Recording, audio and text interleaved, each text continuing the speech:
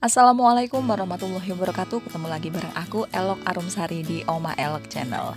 Hai geng, bentar lagi lebaran nih, waktunya bikin cooker. Nah, sekarang aku mau bagi resep kue nastar yang awet tanpa pengawet. Mulai dari cara bikin selai nanas yang tahan lama, pemilihan tepung, dan gimana cara pengolahannya supaya kue keringnya itu renyah dan tahan lama.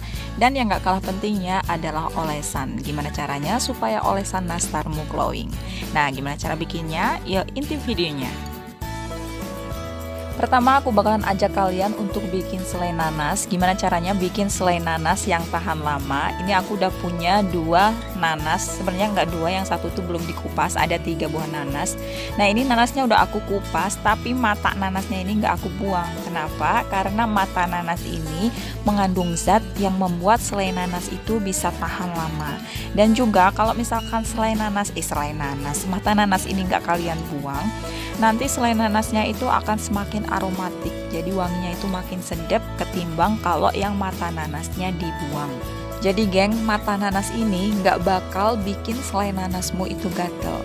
Nah, nanasnya bakalan aku blender dulu. Ini aku pakai chopper. Kalau kalian mau tekstur yang lebih berserat, kalian bisa parut manual ya. Berat nanas yang udah di blender ini adalah 2 kilo. Ini dari 3 buah nanas ya geng. Ini bakalan lanjut aku masak selainya. Siapkan wajan, lalu masak nanas yang udah diparut tanpa dibuang air nanasnya ya. Bikin selai nanas ini makan waktu yang cukup lama ya geng. Kita masak terus sampai airnya menyusut. Jangan lupa sambil diaduk-aduk supaya nggak gosong bagian bawahnya. Nah ini udah menyusut sekitar separohnya, bakalan aku tambahkan gula dan juga cengkeh. Cengkeh banyaknya itu 5 biji, kayu manisnya 1 batang aja.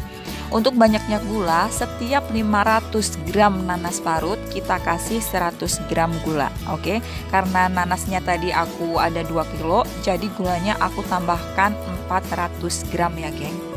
Masak terus sampai airnya menyusut dan selainya bisa dipulung. Ini belum ya geng, ini bakalan lanjut aku masak sampai airnya benar-benar menyusut. Ini adalah selai nanas yang udah jadi. Untuk mempersingkat waktu, aku bakalan bulet-buletin selai nanasnya. Ini aku pakai sendok takar yang 1 gram karena aku nggak punya timbangan ya, jadi aku pakai sendok takar ini aja. Ini gampang banget dibulet-buletinnya, nggak lengket sama sekali. Selai ini legit banget, manisnya pas dan aromanya itu bener-bener sedap banget. Sekarang aku bakalan lanjut bikin adonan nastarnya. Aku udah siapin 400 gram tepung terigu protein sedang. Ini tepungnya bakalan aku sangrai dulu. Kenapa? Karena dengan disangrai bisa membuat kue nastarnya itu lebih tahan lama ketimbang tepung yang enggak disangrai. Ini aku pakai tepung segitiga biru, merek segitiga biru. Ini aku sangrai sekaligus 1 kilo karena nanti bakalan aku bikin kue kering yang lainnya. Ini aku sangrai sekitar 15-20 menit dengan api yang kecil aja sambil diaduk-aduk supaya enggak gosong. Tepung sangrai ini bukan cuma diaplikasikan untuk kue nastar aja, tapi bisa untuk kue-kue kering lainnya ya geng. Setelah disangrai, jangan lupa disaring ya geng, supaya tepungnya itu enggak menggumpal atau bergerindil. Nah setelah ini jangan langsung kalian pakai untuk bikin kue kering ya geng. Diamkan sampai tepungnya benar-benar dingin. Kalau udah dingin, barulah kalian bisa pakai untuk bikin-bikin kue-kue lainnya. Bahan selanjutnya ada tepung maizena sebanyak 60 gram. Untuk bahan kering tadi yaitu ada tepung terigu dan juga tepung maizena akan aku campur. Siapkan wadah, masukkan 400 gram tepung terigu dan juga 60 gram tepung maizena. Aduk-aduk sebentar hingga tercampur rata, lalu sisihkan. Lanjut ke bahan basah, ini udah aku siapin 120 gram gula halus. Kalau kalian mau pakai gula pasir yang di blender itu juga boleh. Selanjutnya ada 2 butir kuning telur, 160 gram margarin, aku pakai merek Blue Band.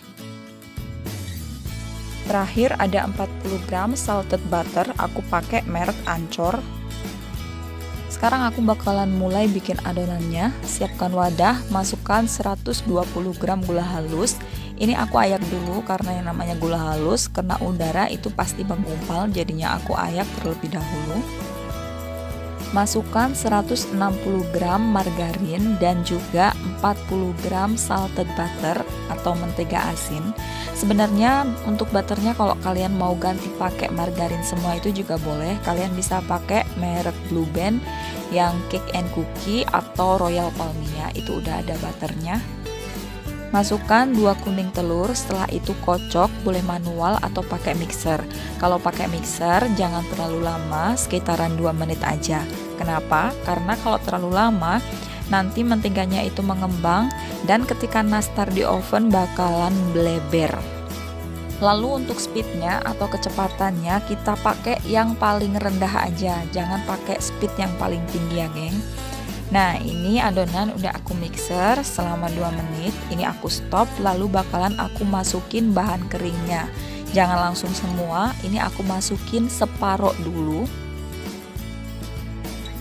Terus ini aku lanjut mixer sebentar aja, cuma sampai tepung terigunya itu tercampur dengan adonan. Oke, seperti ini aja udah cukup ya geng, ini bakalan aku stop mixernya.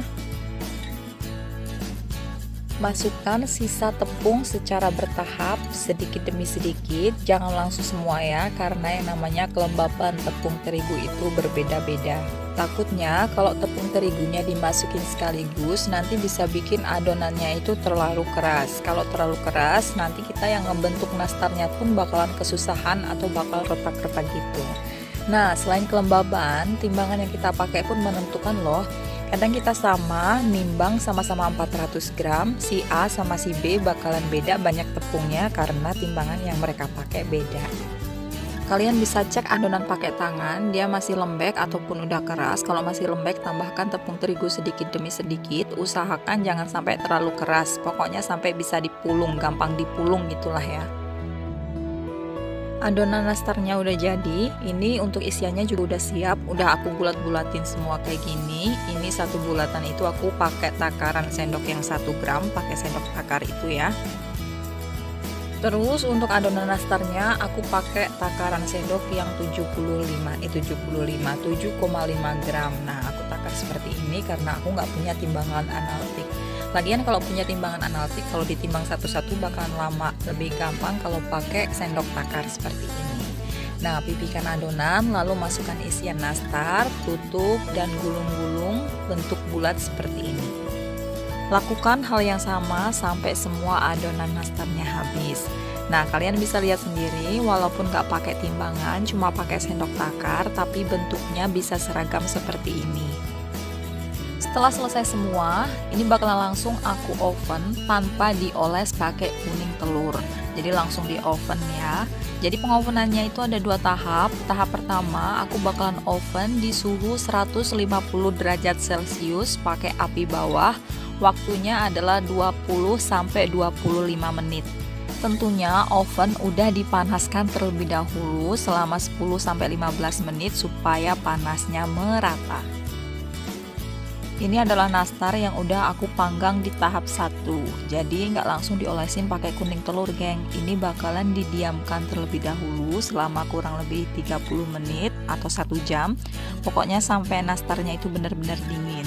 Nah, sembari nunggu nastarnya dingin, aku bakalan bikin olesannya. Jadi olesannya itu aku pakai 1 kuning telur ditambah pakai 1 sendok makan minyak goreng dan juga sedikit pewarna kuning tua. Untuk minyaknya aku takar pakai sendok takar yang 15 ml. Kalau kalian pakai sendok makan yang biasa, tambahin aja sekitar 2 sampai 3 sendok makan ya, geng. Oke, kalau nastarnya udah bener-bener dingin, langsung aja kita oles pakai olesan kuning telur tadi. Terserah mau bagian atasnya aja boleh atau mau keseluruhan kayak gini kayak aku juga boleh. Ini samping-sampingnya dulu bakalan aku oles, lalu aku taruh dan dioles bagian atasnya seperti ini. Biar nastarnya tambah cakep, tambah glowing, biasanya olesan kuning telurnya itu aku timpa lagi. Jadi 2 kali olesan kuning telur ya, geng. Kalau bahan olesannya habis, tinggal racik lagi seperti tadi. Ini emang sengaja aku cuma ngeracik sedikit, nggak langsung banyak karena takut kering. Kalau udah selesai dipoles pakai kuning telur, lanjut kita oven lagi di suhu 150 derajat Celcius. Apinya kita pindah pakai api atas aja, lamanya itu selama 7-10 menit. Tinggal kalian sesuaikan lagi dengan oven kalian masing-masing, karena tiap oven pastinya beda-beda. Nah, nastarku udah jadi geng, dia glowing, mengkilat. Terus rasa nastarnya itu nggak keras, mempur, harum butter dipadukan dengan selai nanas yang legit dan nggak kemanisan. Rasa nastarnya itu premium, lebih enak kalau bikin sendiri ketimbang beli di toko-toko.